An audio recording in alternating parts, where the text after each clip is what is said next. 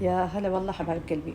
العلاقة هذه أبى أعمل فيها حتساعدني في التشكيل، فأنا أحتاج عمود كده طويل أقدر أشكل فيه. لو عندك خشبة نفس الحجم هذا وطويلة برافو استخدميها، بس يعني أنا أبغى أستخدم شيء موجود عندي في البيت، ما أبغى أروح أدور على شيء من برا. فعندك علاقة حديد برافو.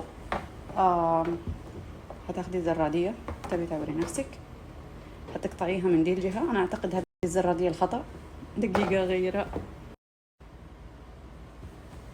هتاخدي قطعة زي هذه اللي تقطع الحديد وتقطعيها من دي الجهة. أنا حاولت أقطعها صراحة ما انقطعت لأنه هذه ما هي قوية، بس هي حتنقطع لك من الجهة دي وحتقطعيها من الجهة الثانية، حتصير عندك هذه الحديدة الرهيبة.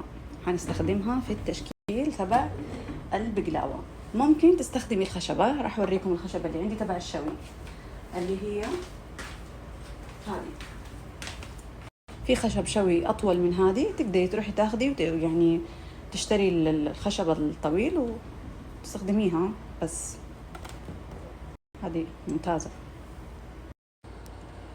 قبل أروح وأكمل شغلي راح أكلمكم شوية على سمنة فارم. راح أستخدمها هي الحالة فقط في البقلاوة اليوم، ما راح أحط زبدة. ف في بنات قالوا لي ما عندنا فارم في المدينة اللي إحنا فيها، فحاولي إن أنت تستخدمي أو تستبدليها بأي سمنة بقري. فهي فيها نكهة، اللي هي تعتيقة السمنة هذه إحنا نحتاجها.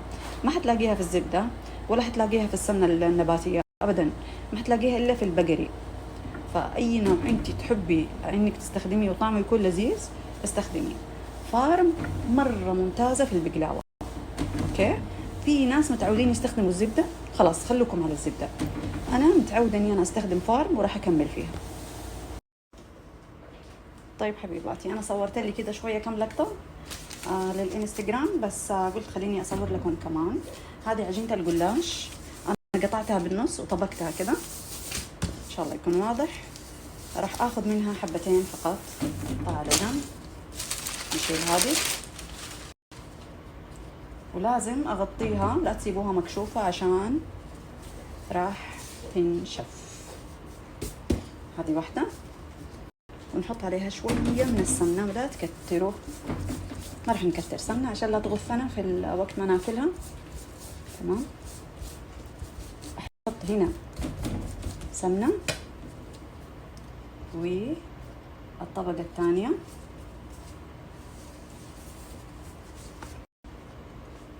يعني ما في أسهل منها، بس نحتاج رقاق كويس، بس هذا اللي تحتاجيه. تمام، وحاجة بسيطة مرة حاجة بسيطة كده من السمنة هنا، وراح نحط الفستق. قلت لك تبغي تحطي فستق حطي، ما تبغي تحطي فستق مو لازم فستق. تقدري تحطي بندق، تقدري تحطي كاجو، فول سوداني، لوز، المكسرات اللي تحبي تستخدميها. ما راح احط للاخير، هذا راح اسيبه فاضي عشان ما ابغى الفستق ينحرق عندي في الفرن، بعطيه طبقة حماية. طيب اذا في قطع زي كده انا ما راح احطها، راح احطها على جنب. وراح اجيب الشي هذا احطه هنا في النص والفها.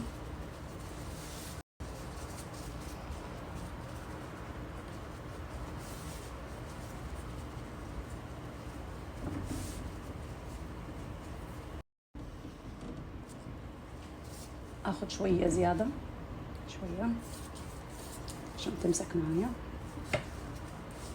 كمل لف. وايش اسوي؟ امسكها من الجهة دي والجهة دي وازمها على قد ما اقدر. لا تخافي ما راح تنقطع. اذا النوعية كويسة تبع الجلاش، وانا صورت لكم، لا تيجوا تقولوا لي بلقيس ايش نوع الجلاش، ولا خلاص يعني الله يرزقني عدد ما سألت السؤال هذا. يعني انا صورت لك 100 كذا مرة، انا مو عارفة ايش يعني اسوي اكثر. تمام، فايش اسوي؟ راح اتخلص من دي بكل سهولة، راح تخرج. وعندي سكينة حادة اقطعها بالنص، احطها جنب بعض،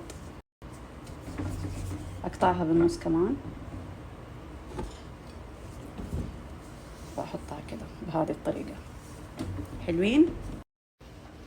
طيب هذه الصينية حقتي اللي حتدخل الفرن أنا دهنتها سمنة، وهذه القطع اللي أنا سويتها. طيب هنا أنا سويت كم قطعة، خلوني أقربها شوية يكون واضح. طيب المفروض إنه أنا أخلفها، يصير إذا هذه القطعة بالطول حتصير هذه بالعرض، والقطع هذه حتكون بالطول. تمام، هيطلع الشكل تحفة إن شاء الله.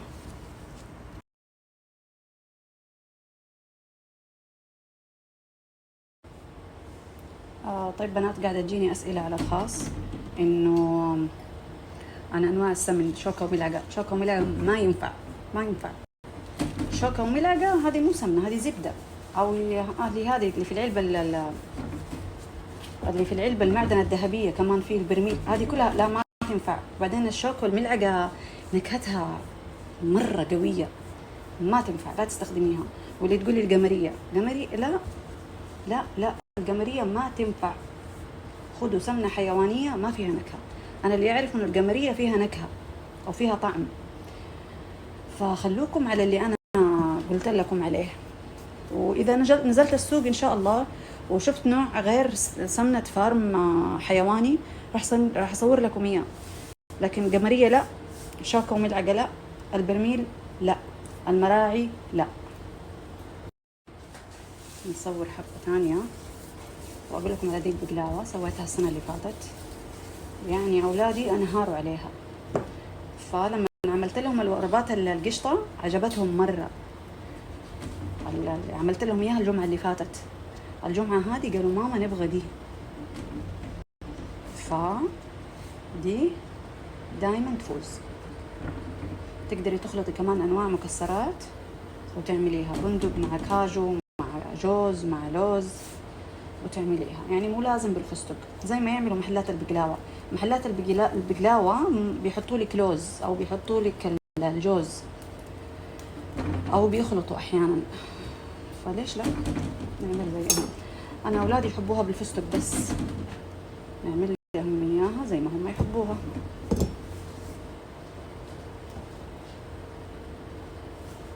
ترى اللي تحب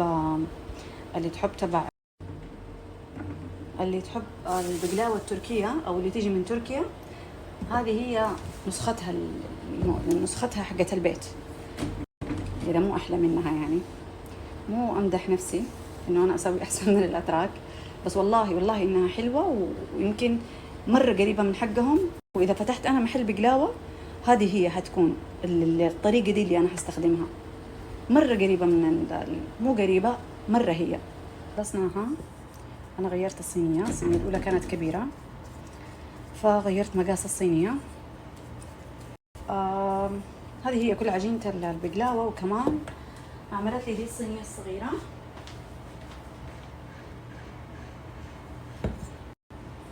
هذه هي كل العجينة، بس لازم أسوي كده عشان تتحمر معايا وتطلع مقرمشة ولذيذة. وحتروح على الفرن على حرارة 200 درجة تتحمر من تحت، وبعدين أحمرها من فوق. طيب حبيباتي، خلصت البقلاوة. حطيت كل كمية الشيرة، طبعا هي لسه ما شربت الشيرة بس يبغى لها شوية، أغطيها كده تشربها بالكامل، وبعدين أبدأ أزينها وأقدمها.